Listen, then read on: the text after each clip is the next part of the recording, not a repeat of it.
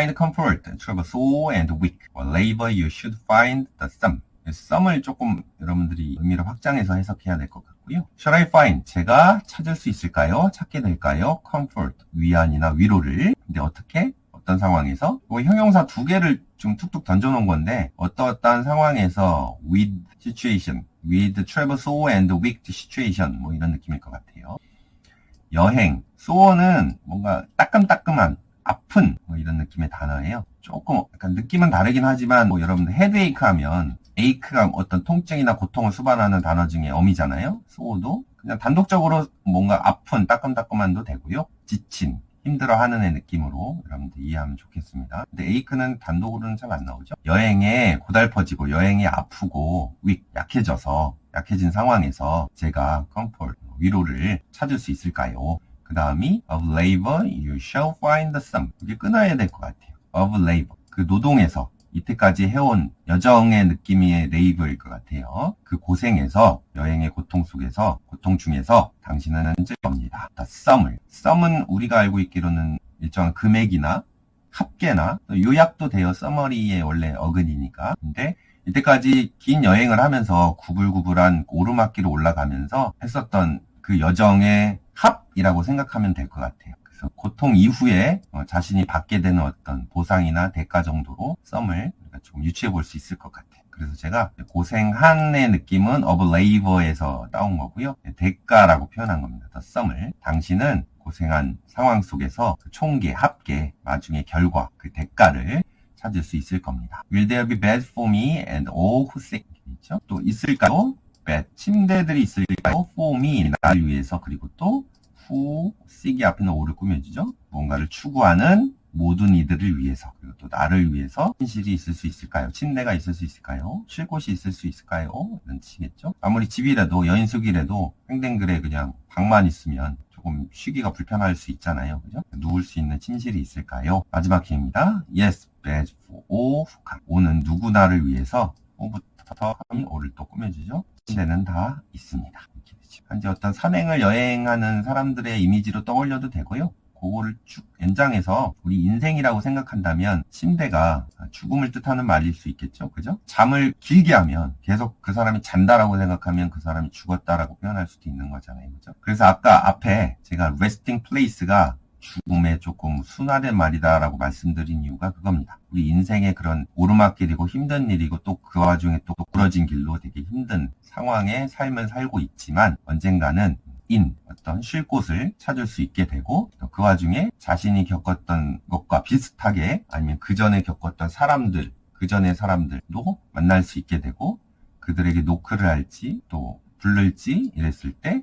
그 사람들은 당신을 오래 그렇게 기다리게 만들지 않고 또 거기서 나름대로 위안을 얻게 되고 자신이 그동안 레이버, 고통스러웠지만 그래도 거기서 당신은 어떤 보람이라든지 어떤 대가를 받아들일 수 있게 되고 또 결국엔 나름대로 쉴 곳을 찾는다. 근데 그게 뭐 죽음일 수도 있을 수는 있겠지만요. 어쨌든 간에 죽으라는 법은 없다. 이렇게도 이해해 볼 수 있을 것 같습니다.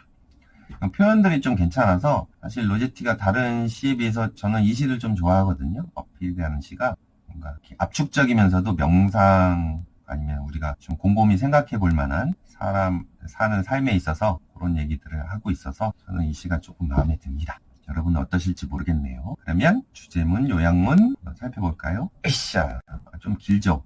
속도감 있게 한번 보겠습니다. In appeal, Rossetti emphasizes the idea that the upward progression of soul is not a simple and easy process. 이 appeal이라는 시에서 로제티 시인은 강조하고 있습니다. that 이하의 ideal, 어떤 생각들을 뭐냐면 soul까지가 주어네요. 그죠? 한 영혼의, 한 인간의 위로 올라가는 어떤 전개 과정은 프로그레션은 아니다. 뭐가? simple and easy, 단순하고도 쉬운 과정이 아님을 암시하고 있어요. 강조하고 있어요. 그리고 인생살이가 쉽지 않죠. 그죠? 누구나에게. 그거는 성인뿐만 아니라 노인이나 어린이나 청소년이나 다 나름대로 힘겹게 고군분투하면서 살아가고 있는 입장입니다. Much of a distraction, consensus and doubt can weigh a person down, and the upward movement can turn into somewhat struggle instead of joy. much of 많은이죠. 많은 distraction. distraction은 방해, 산만함, 어떤 분열, 혼란 이런 뜻이죠. 많은 혼란스러움. 컨서는 우려, 걱정 뭐 그런 느낌으로 쓴 것 같죠. 관심사라기보다는 어떤 걱정 그리고 doubt, 의심, 의혹 이런 것들이 특히 way down 할 수 있어요. way down은 다운하게 무게를 달다라는 뜻이 되니까 직역하면 어떤 마음이나 의지를 짓누르다, 의지를 꺾다, 마음을 짓누르다 이런 느낌으로 여러분들이 의미를 생각하면 좋을 것 같아요. 어떤 한 사람의 마음을 짓누를 수 있어요. 어떤 의혹이나 걱정이나 주의 산만함이. 그리고 또 the upward movement, 위로 올라가는 그런 움직임은 turn into, 바뀔 수 있어요. 다소 애쓰는 것, struggle, 고군분투로 instead of joy, 기쁨 대신에, 삶의 즐거움 대신에 고통스러운 고군분투로 바뀔 수 있음을 이 시에서는 시사하고 있습니다. The main theme of this poem is life is hard and full of challenges, but there is a place to rest for all in the end. This poem까지가 주어져. 이 시의 주요 이제 테마는 주제는 대디아나, 대시 두 개네요. 그죠? 삶이란 hard, 힘들고요. full of challenges, 어떤 도전거리로 가득 차 있어요. But 그러나 there is a place, 한 장소가 있습니다. 뭐할? Rest for all, 모두를 위해 쉴 곳이 있습니다. In the end, 결국엔. Rossetti uses the metaphor of a load that winds uphill to signify life and its difficulties, and the speaker claims that the journey is long and challenging from start to finish. 로제티 시인은 use the metaphor, 은유를 사용하는데 뭐냐면 of a load, 길. 근데 어떤 길? After uphill. winds uphill이라는 표현이 있었죠. 그죠? 시에 언덕 위로 구부러진 길. 여기 S자를 괄호친 이유는 원전에는 시 원래 작품에는 S가 없잖아요. 근데 여기 주제문상에서는 S를 필요로 하기 때문에 지금 괄호로 S를 넣은 겁니다. 언덕 위로 구부러진 이 길에 은유를, 메타포를 사용하는데요. 뭐 하려고? To signify life and its difficulty. 삶과 그 삶의 어려움을 signify, 의미하기 위해서, 뜻하기 위해서. 그죠? 길은 우리 인생 사는 삶, 인생이나 삶을 뜻하니까요. And the speaker, 또 화자는 데디아라고 주장합니다. 뭐냐면 the journey is long, 그 여행이란 길고도 challenging, 도전거리가 된다. 쉽지 않다. From start to finish, 처음부터 끝까지. 근데 그거는 약간 시적인 이미지로 like climbing a large hill or mountain, 큰 언덕이나 산을 오르는 것과 같은 그런 느낌이에요. 산행하는 사람들한테 가끔 산을 싫어하는 사람들이 이런 질문들을 하죠. 아니 어차피 내려올 거 왜 산에 올라가느냐고. 그러면 산행을 즐기는 사람은 그 얘기가 그렇게 딱히 기분은 좋지 않겠죠. 그거에 대한 반론의 대답으로 그럼 어차피 돌아가실 건데 죽을 건데 왜 사냐고 그렇게 답을 한다고도 하네요. 산행을 좋아하는 사람들이. 그다음 볼까요? However, a traveler cannot miss that inn which waits for all travelers at the end of the day's journey. The day is another metaphor for a lifetime, and no traveler is kept waiting for a place once they reach the inn. 이렇게 돼 있어요. 그러나 여행자는 코테이션 붙은 거는 이제 시어에 나오는 표현이죠. Cannot miss that inn. 그 쉴 곳을, 여인숙을 놓치지 않을 겁니다. 근데 그 여인숙은 어떠냐? Wait for all travel. 모든 여행자들 기다리고 있는 곳이. 언제? End of the day's journey. 그 하루의 여행의 끝에. 그죠? The day is another metaphor. 또 하루는 또 다른 은유가 되기도 해요. For a lifetime. 평생에, 인생에 있어서의 또 다른 메타포가 될 수가 있는 게 day인데요. And no traveler is kept waiting for a place. 어떤 여행자도 기다리지가 않아요. 계속 기다리게끔 내버려지지 않아요. 수동태를 썼군요. for a place, 한 장소를 위해서. 근데 일단 그들이 그 여인석에 도착하면 기다리게 해주지 않고 그래도 잠시 쉴 곳이긴 하지만 바로 들여보내준다. 이런 느낌일 것 같습니다. The inn then is a metaphor for death, where there are beds for all who come. 그래서 이 여인숙은 여관은 또 죽음의 어떤 은유가 될 수도 있을 것 같아요. 그리고 또 죽음에는 모두가 다가오는 어떤 침대가 있을 수 있겠다. 프랭클린 명언 중에요. 벤자민 프랭클린 명언을 많이 얘기했었는데 부지런히 일하고 부지런히 놀아라. 어차피 모든 사람은 결국 무덤으로 귀결되니까 라는 표현을 하거든요. 어차피 사람들은 한번 태어나서 한번 죽기 마련이고 죽음으로 끝나기 때문에 그 전까지는 열심히 살고 열심히 일하라. 근면성을 좀 강조하는 느낌의 명언인데요. 그게 생각납니다. Everyone reaches the eternal rest, and this metaphor provides a reassuring image of what awaits us after death, a comfortable place to rest, free from worry or struggle.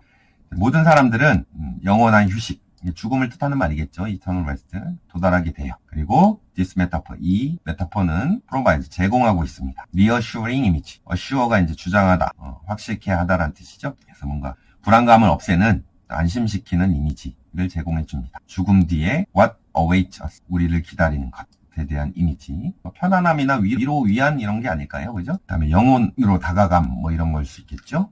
comfortable place to rest. 휴식의 편안한 공간. 뭐냐면 free from worry or struggle. 어떤 걱정이나 그런 애쓰는 것, 고군분투로부터 자유로운 휴식의 편안한 공간. 그것을 꿈꾸기 때문에 지금 가는 길이 괴롭고 힘들고 지치더라도 어쨌든 가볼만 하다.